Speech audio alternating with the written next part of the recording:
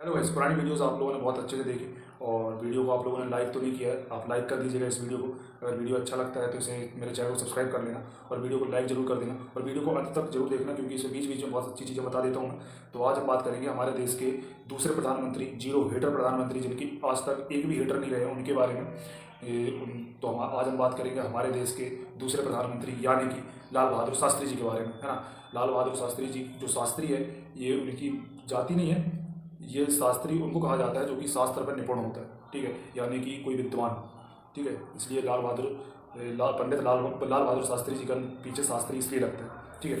तो आगे बताता हूँ कि इनका जो जन्म है 1904 ईस्वी को 2 अक्टूबर को हुआ था। 2 अक्टूबर में एक और महान शख्सियत का जन्म हुआ था, जिन्हें हम महात्मा गांधी जी के नाम से जानते हैं, ठीक है। और ये जो हैं लाल बहादुर शास्त्री जी जो हैं, ये महात्मा गांधी जी के बहुत बड़े फैन रह चुके हैं, ठीक है। क्योंकि महात्मा गांधी जी की जो राजनीतिक और पॉलिटिक्स में जो पकड़ थी और जो पॉलिटिक्स जो करते थे, वो इनके उस चीज़ के लाल बहादुर शास्त्री बहुत बड़े फैन थे। यहाँ तक कि 1904 में ये पैदा हुए तो 1920 में असहयोग आंदोलन हुआ था, इसमें इन्होंने बढ़ चढ़कर हिस्सा लिया था, ठीक है। सब लोग उस टाइम बहुत सारी चीज़ें अपनी त्याग रहे थे, तभी लाल बहादुर शास्त्री जी ने डिसाइड किया था कि वो अपनी पढ़ाई त्यागेंगे, ठीक है। उन्होंने त्याग दिया था। और लाल बहादुर शास्त्री जी ऊपर से दिखते थे बहुत ही प्यारे, बहुत ही अच्छे, बहुत ही सीधे टाइप के, लेकिन अंदर बहुत दृढ़ निश्चय भरा हुआ था उनके अंदर, जो कि वो एक बार सोच लेते थे वो करके ही रहते थे। और उनकी पढ़ाई छोड़ दे कि जब इन्होंने पढ़ाई छोड़ दी थी, इसके खिलाफ इनकी माँ हो गई थी, लेकिन फिर उसके बाद इन्होंने बहुत बड़े काम किए जिससे इनकी माँ ऑटोमेटिक खुश हो गई, ठीक है। जैसे कि आगे चल के अपने देश के प्रधानमंत्री बने। और ऐसे ही इन्होंने, जब इनकी शादी हो जाती है 1927 में, और 1930 में ना इनका जो गांधी जी ने दांडी यात्रा शुरू करी थी, उसमें भी इन्होंने अपने एरिया में बहुत बढ़ चढ़कर हिस्सा लिया था और लोगों को आह्वान किया था कि इस यात्रा और इस आंदोलन पर लोग महात्मा गांधी जी का महात्मा गांधी जी का साथ दिया जाए, है ना। और फिर ये जब अपना संविधान लिखा जा रहा था और अपने देश को ब्रिटिशर्स छोड़ के जा रहे थे, तब 1946 में भी इन्होंने अपने देश के लिए बहुत काम किया।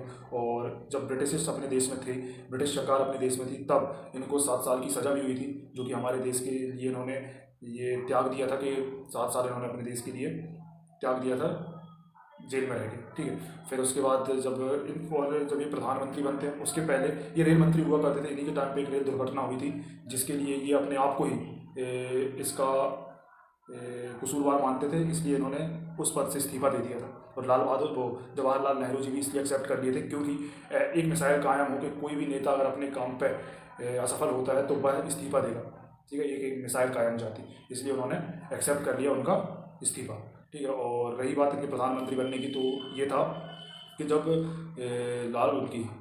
पंडित जवाहरलाल नेहरू जी की जब मृत्यु होती है, तो उस समय कोई प्रधानमंत्री नहीं रह जाता, ठीक है। तब इन्होंने प्रधानमंत्री की गद्दी संभालते हुए इन्होंने शपथ ली थी और प्रधानमंत्री की गद्दी पर बैठ गए। ये करीब 18 महीने ही देश के प्रधानमंत्री रहे, लेकिन इसी बीच में इंडिया और पाकिस्तान का युद्ध होता है 1965 में, और इन्होंने बहुत अच्छा नेतृत्व किया था, है ना। तो इसके लिए देश आज भी इन्हें याद रखता है।